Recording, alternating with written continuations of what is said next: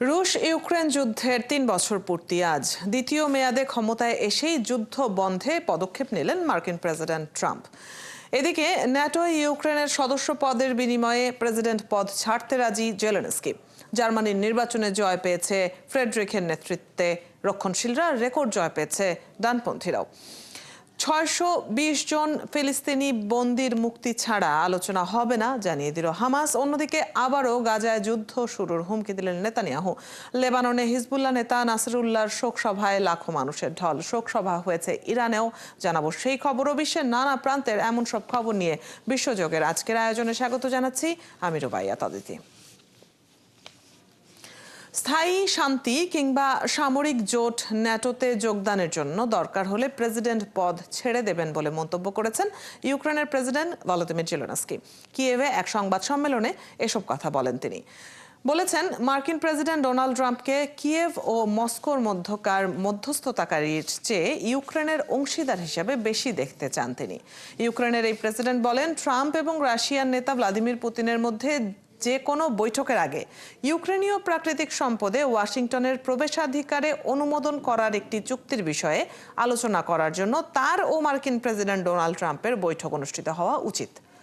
নিরাপত্তা সহায়তার বিনিময়ে ইউক্রেনীয় প্রাকৃতিক সম্পদে মার্কিন প্রবেশাধিকারের বিষয়ে কিয়েভ ও ওয়াশিংটন চুক্তির কাছাকাছি রয়েছে বলেও মন্তব্য করেছেন জেলেনস্কি। Вони вважають, що це закінчення війни. যদি ইউক্রেনে শান্তি প্রতিষ্ঠা হয় তাহলে আমি খুশি মনেই এটি মেনে নেব। আপনি যদি চান আমি চেয়ার ছেড়ে দেই, তবে আমি এটি করতে প্রস্তুত। এটি আমি ইউক্রেনের ন্যাটো সদস্যপদ পাওয়ার বিনিময়েও করতে পারি।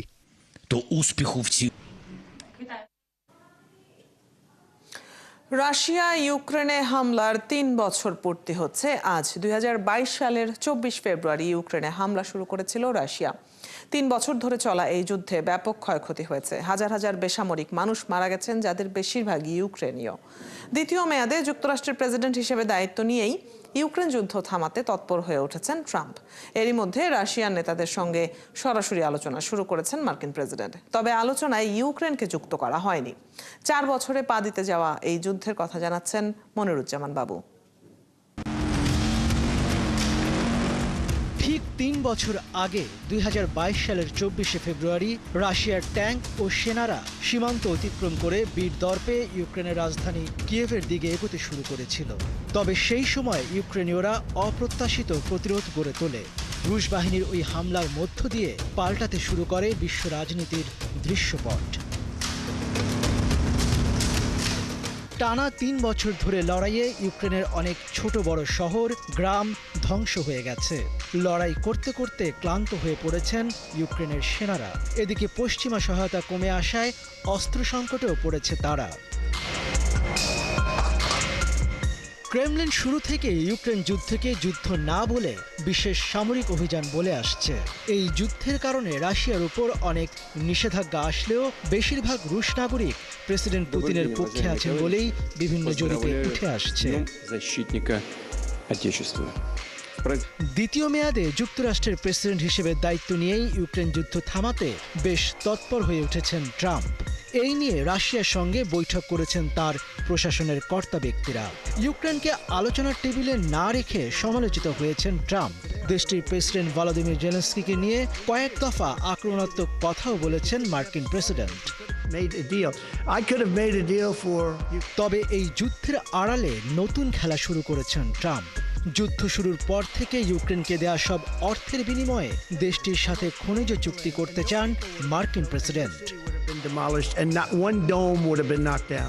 এদিকে ৩ বছর পূর্তিতে যুক্তরাষ্ট্র এবং ইউরোপের মধ্যে শান্তি দীর্ঘস্থায়ী করতে নিজেদের মধ্যে ঐক্যের আহ্বান জানিয়েছেন ইউক্রেনের প্রেসিডেন্ট ভলোদিমির জেলেনস্কি। ইউক্রেনের জন্য একটি স্থায়ী এবং ন্যায়সঙ্গত শান্তি অর্জনের জন্য আমাদের যথাসাধ্য চেষ্টা করতে হবে। এটি সব অংশীদারদের ঐক্যের মাধ্যমেই সম্ভব। আমাদের সমগ্র ইউরোপের শক্তি, আমেরিকার শক্তি, যারা দীর্ঘস্থায়ী শান্তি চায় তাদের সকলের শক্তি প্রয়োজন।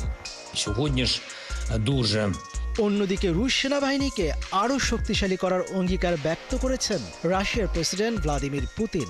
80-летия Великой Победы আজ তারা অসীম সাহসিকতার সঙ্গে মাতৃভূমি, জাতীয় স্বার্থ এবং রাশিয়ার ভবিষ্যৎ রক্ষায় লড়াই করছে। রাশিয়ার সশস্ত্র বাহিনীকে শক্তিশালী ও উন্নত করার কৌশল অপরিবর্তিত থাকবে। эпохальной победе, которую они подарили миру. শেষ পর্যন্ত যুদ্ধ বন্ধে কিছুটা হলেও আশার আলো দেখছে বিশ্ব। 3 বছর ধরে চলা এই সংঘাত বন্ধে চলতি সপ্তাহের মধ্যেই একটি চুক্তিতে পৌঁছার ব্যাপারে আত্মবিশ্বাসের কথা জানিয়েছে হোয়াইট হাউস। তারপরও অনিশ্চয়তা থেকেই যাচ্ছে। মনিরুজ্জামান বাবু, ৭১। ইউক্রেনের পশ্চিমাঞ্চলীয় শহর লভিভে যুদ্ধে নিহত সেনাদের স্মরণে কবরস্থানে আলো জ্বালিয়েছে এলাকাবাসী। রুশ আগ্রাসনের ৩য় বর্ষপূর্তিতে এই আয়োজন করা হয়। এই আলো প্রজ্বলন অনুষ্ঠানের নামকরণ করা হয় লাইটস অফ মেমোরি। আয়োজনে যোগ দিয়েছে হাজারো মানুষ। এছাড়াও রুশ ইউক্রেন যুদ্ধের 3 বছর পূর্তিতে ব্রাসেলসে ইউক্রেনের পতাকার রঙের আলোতে সাজানো হয়েছে ইউরোপীয় ইউনিয়ন ভবন। দ্বিতীয় বিশ্বযুদ্ধের পর থেকে এটাই সবচেয়ে বড় স্থলযুদ্ধ। এই লড়াই শুরুর পর থেকেই লাখো ইউক্রেনীয় শরণার্থীদের আশ্রয় দিয়েছে ইউরোপীয় ইউনিয়নভুক্ত দেশগুলো।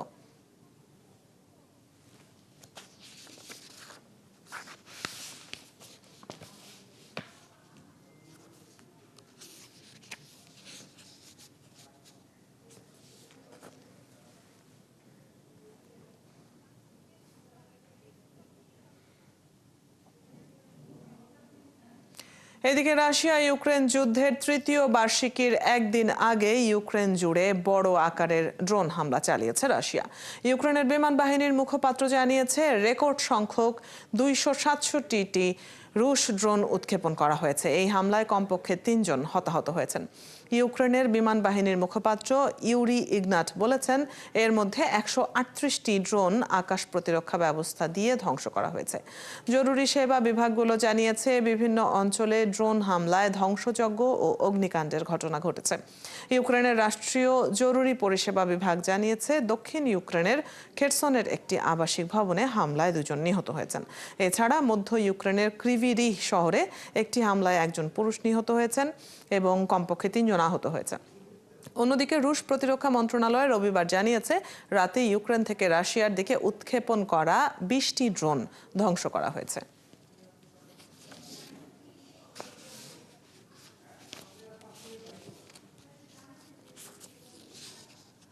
দুই দশকেরও বেশি সময় পর প্রথমবার অধিকৃত পশ্চিম তীরে ট্যাঙ্ক মোতায়েন করেছে ইসরায়েলি সেনাবাহিনী। রবিবারের এই ঘটনায় সেখানে চলমান সামরিক উত্তেজনাকে আরও বাড়িয়ে তুলেছে। 2002 সালের পর প্রথমবারের মতো এ ধরনের পদক্ষেপ নিল তেল আবিব। এক বিবৃতিতে ইসরায়েলের প্রতিরক্ষা বাহিনী আইডিএফ জানিয়েছে নাহাল ইনফ্যান্ট্রি ব্রিগেড এবং দুভদেভাভ কমান্ডো ইউনিটের সেনারা উত্তর পশ্চিম তীরের জেনিন সংলগ্ন কয়েকটি গ্রামে অভিযান শুরু করেছে। দেশটির প্রতিরক্ষা মন্ত্রী ইসরায়েল কাটস জানান সেনাবাহিনী পশ্চিম তীরের উত্তরে জেনিন, তুলকারেম ও নূর শামস এই 3টি শরণার্থী শিবির থেকে এ পর্যন্ত 40,000 ফিলিস্তিনি বাসিন্দাদের উচ্ছেদ করেছে। তাদের ফিরে আসা ঠেকাতে সেখানে সেনা অবস্থান বজায় রাখার নির্দেশ দিয়েছে ইসরায়েলি প্রতিরক্ষা বাহিনী। ইসরায়েলি বাহিনী গত মাস থেকে উত্তর পশ্চিম তীরে ধারাবাহিক সামরিক অভিযান চালাচ্ছে। যে অভিযানে এখন পর্যন্ত অন্তত 60 জন নিহত ও হাজারো মানুষ বাস্তুচ্যুত হয়েছে।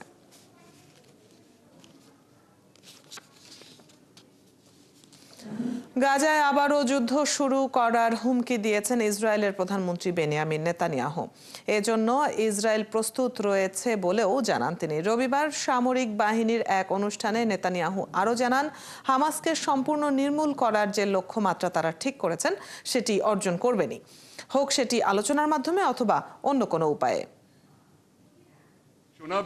গাজায় আমরা হামাসের সংঘবদ্ধ বাহিনীকে শেষ করে দিয়েছি, কিন্তু কোনো সন্দেহ থাকবে না আমরা যুদ্ধের সম্পূর্ণ লক্ষ্য অর্জন করব।